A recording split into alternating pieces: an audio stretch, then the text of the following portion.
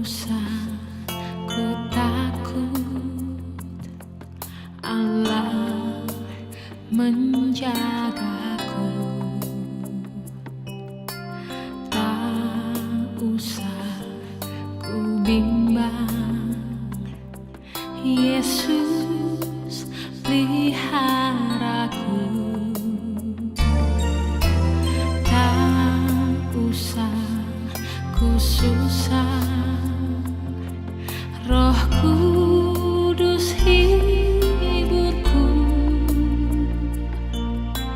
Tak usah ku cemas, Dia memberkatiku.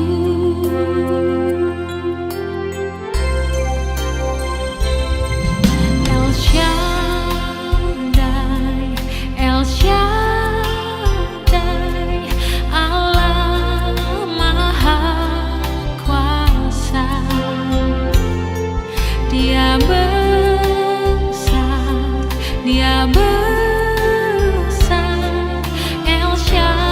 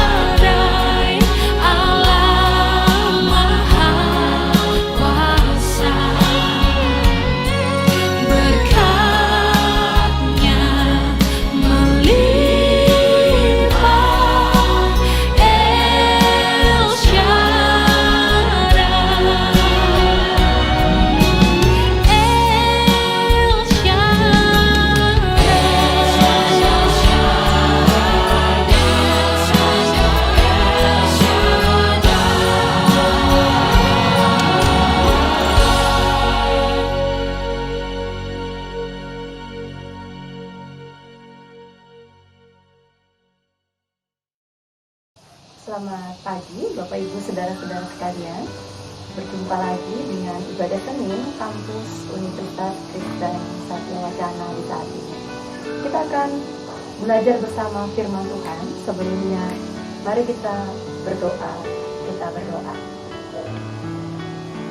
Kami bersyukur Tuhan Allah atas kasih sayang dan pemeliharaan Tuhan yang masih kami rasakan dalam kehidupan kami.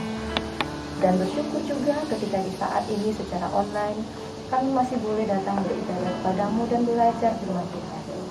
Karena itu urapilah kami semua dengan kuasa Roh Kudus-Mu agar kami memahami firman-Mu, tetapi terutama kami mampu melakukannya dalam kehidupan kami. Di dalam nama Tuhan Yesus firman yang hidup kami berdoa. Amin. Bapak Ibu Saudara-saudara, kita akan membaca bagian Alkitab yang terambil dari 1 Korintus pasalnya yang ke-10. 1 Korintus pasalnya yang ke-10. Kita akan membaca ayatnya yang ke-23 sampai ayatnya yang ke-33. Saya ulangi, 1 Korintus 10 ayat 23 sampai 33. Mari kita membaca bersama. Segala sesuatu diperbolehkan, benar, tetapi bukan segala sesuatu berguna. Segala sesuatu diperbolehkan, benar, tetapi bukan segala sesuatu membangun. Jangan seorang pun yang mencari keuntungannya sendiri, tetapi hendaklah tiap-tiap orang mencari keuntungan orang lain. Kamu boleh makan segala sesuatu yang dijual di pasar daging, tanpa mengadakan pemeriksaan karena keberatan hati nurani. Karena bumi serta segala isinya adalah milik Tuhan. Kalau kamu diundang makan oleh seorang yang tidak percaya dan undangan itu kamu terima, makanlah apa saja yang dihidangkan kepadamu tanpa mengadakan pemeriksaan karena keberatan hati nurani. Tetapi kalau seorang berkata kepadamu, itu persembahan berhala, janganlah engkau memakannya. Oleh karena dia yang mengatakan hal itu kepadamu, dan karena keberatan hati nurani. Yang aku maksudkan dengan keberatan, bukanlah keberatan hati nuranimu sendiri, tetapi keberatan hati nurani orang lain itu. Mungkin ada orang yang berkata, mengapa kebebasanku harus ditentukan oleh keberatan hati nurani orang lain? Kalau aku mengucap syukur atas apa yang aku turut memakannya, mengapa orang berkata jahat tentang aku karena makanan yang atasnya aku mengucap syukur? Aku menjawab, jika engkau makan atau jika engkau minum atau jika engkau melakukan sesuatu yang lain, lakukanlah semuanya itu untuk kemuliaan Allah. Janganlah kamu menimbulkan syak dalam hati orang, baik orang Yahudi atau orang Yunani, maupun jemaat Allah. Sama seperti aku juga berusaha menyenangkan hati semua orang dalam segala hal, bukan untuk kepentingan diriku, tetapi untuk kepentingan orang banyak, supaya mereka beroleh selamat. Demikian pembacaan Alkitab kita. Yang berbahagia ialah mereka yang mendengarkan firman Tuhan dan yang memeliharanya. Bapak Ibu, saudara-saudara, pada dasarnya setiap orang suka akan kebebasan. Tidak ada satupun manusia di dunia ini yang mau hidupnya terpenjara dan tidak bisa melakukan apa yang dia ingin lakukan. Ya, meskipun saat ini kita belum sepenuhnya bebas untuk beraktivitas di luar rumah. Kebebasan itu begitu penting. Bahkan kalau kebebasan itu dibatasi oleh orang lain, kadang-kadang bisa menimbulkan konflik. Misalnya seorang mahasiswa yang ingin menghabiskan waktunya karena tidak berkuliah, tidak juga bebas beraktivitas di luar rumah, lalu dia ingin mendengarkan musik yang begitu keras di kamar kosnya. Ketika dia melakukan itu, temannya di sebelah menegur. Boleh musiknya dipelankan sedikit? Saya mau belajar. Ketika kebebasannya dibatasi orang lain, ada perasaan tidak nyaman. Saudara-saudara, setiap kita memang sangat menginginkan kebebasan ketika kita mau melakukan apapun yang kita inginkan. Dan memang manusia itu diberikan kebebasan oleh Tuhan. Manusia itu bukan boneka yang setiap gerakannya diatur secara detail oleh Tuhan. Manusia diberikan yang namanya kehendak bebas. Kita bebas untuk memilih apapun yang ingin kita lakukan. Kita bebas untuk memakai pakaian apa, tampil seperti apa.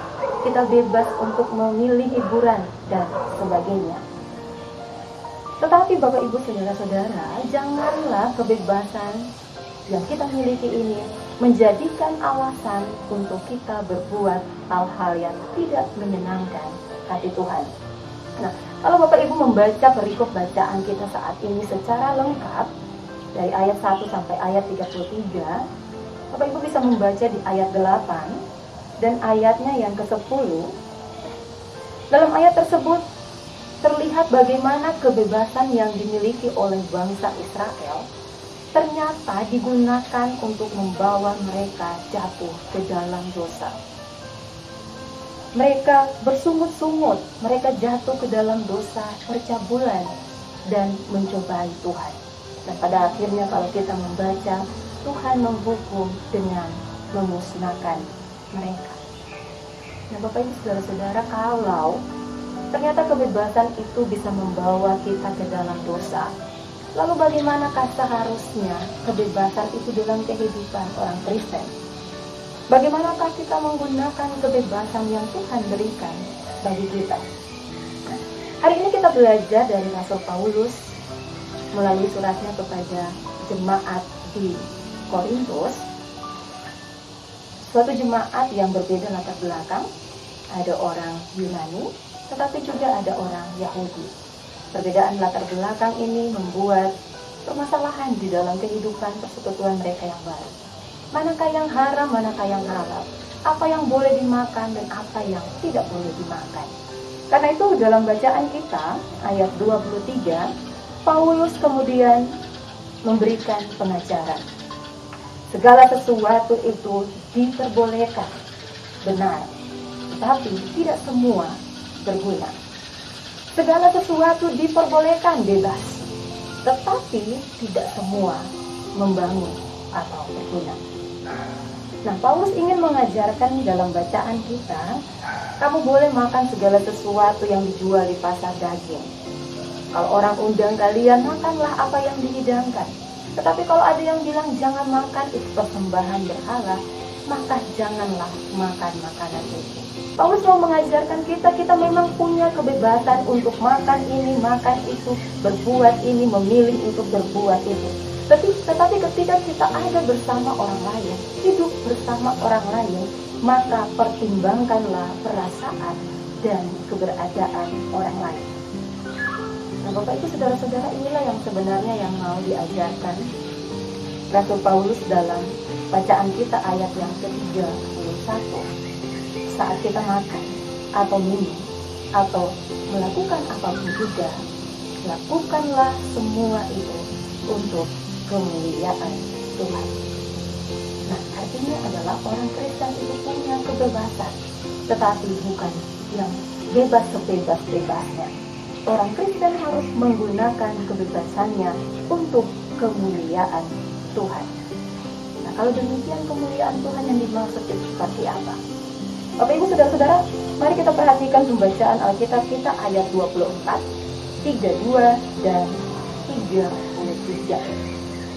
Kemuliaan Allah itu adalah tidak mencari keuntungan sendiri, tetapi mencari keuntungan orang lain. Kemuliaan Allah itu sesuatu yang harus menyenangkan semua orang. Kemuliaan Allah itu menyangkut bukan hanya kepentingan kita, tetapi juga kepentingan orang lain. Dan kemuliaan Allah itu adalah sesuatu yang harusnya membawa keselamatan bagi semua orang.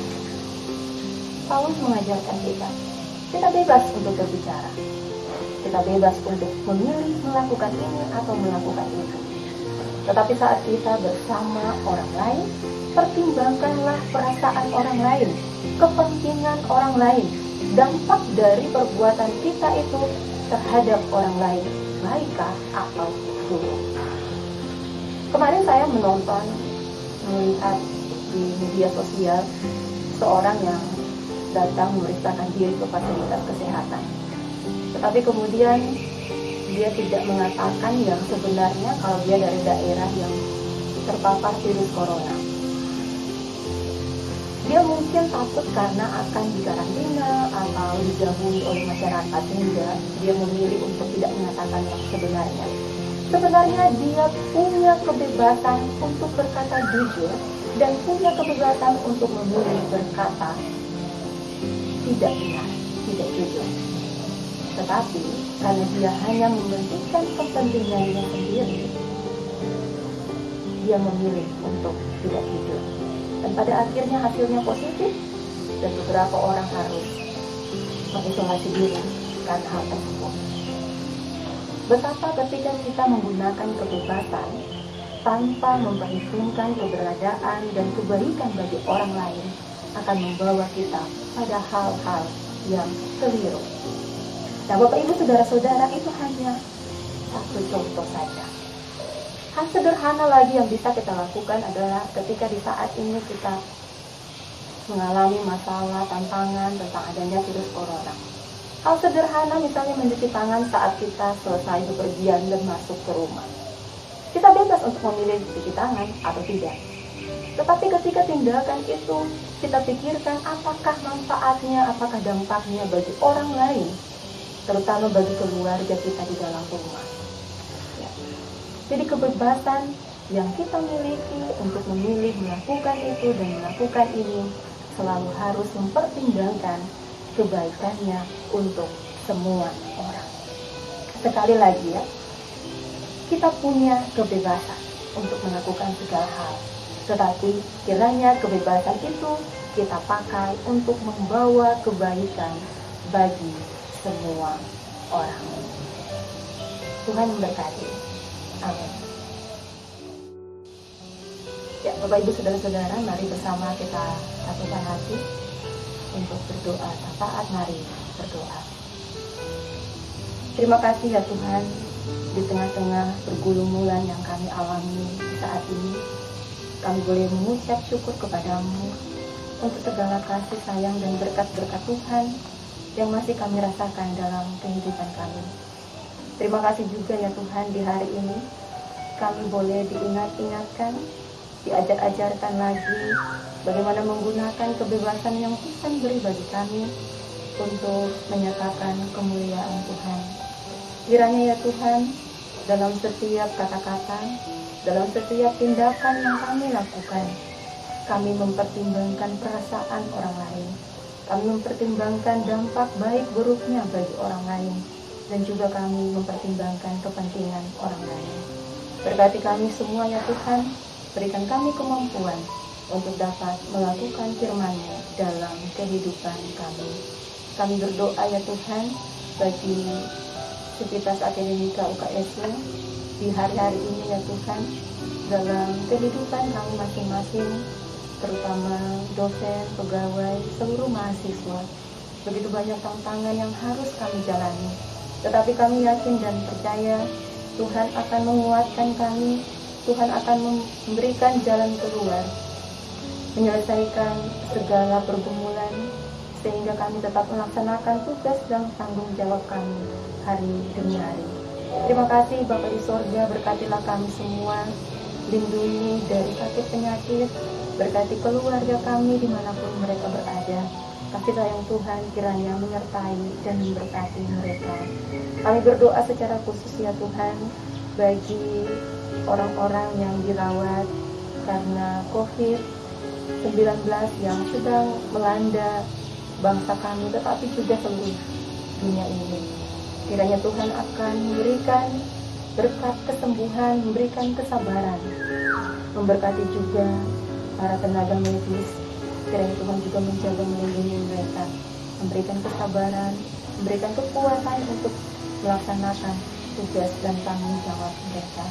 Berkati pemimpin kami, pemimpin di UKSP ya Tuhan, dalam mengambil segala kebijakan menghadapi virus corona ini.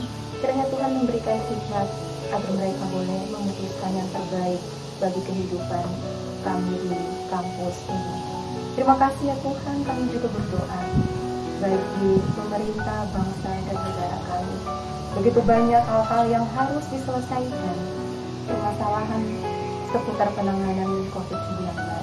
Berikanlah hikmat Tuhan, berikan kekuatan dan kesehatan, agar apa yang mereka lakukan membawa sesuatu yang baik bagi kehidupan kami semua. Terima kasih Bapa di sorga, menyerahkan hari-hari kehidupan kami hanya ke dalam tangan-Mu yang penuh kasih. Bapa di sorga, kiranya kami berdoa agar peristiwa virus corona yang melanda dunia ini ya Tuhan segera berlalu. Kami telah belajar ya Tuhan, kami masih dan akan terus belajar dari peristiwa ini. Mohon kiranya Tuhan memberikan pengampunan bagi kami semua. Ini syukur dan permohonan kami ya Tuhan. Ampunilah dosa kami. Di dalam nama Tuhan Yesus kami berdoa. Amin. Bapak Ibu Saudara-saudara, marilah kita melanjutkan segala tugas dan tanggung jawab kita dimanapun kita berada, dan terimalah berkat Tuhan. Kasih karunia Tuhan Yesus Kristus menyertai kita sekalian, dari sekarang ini sampai selama-lamanya. Amin.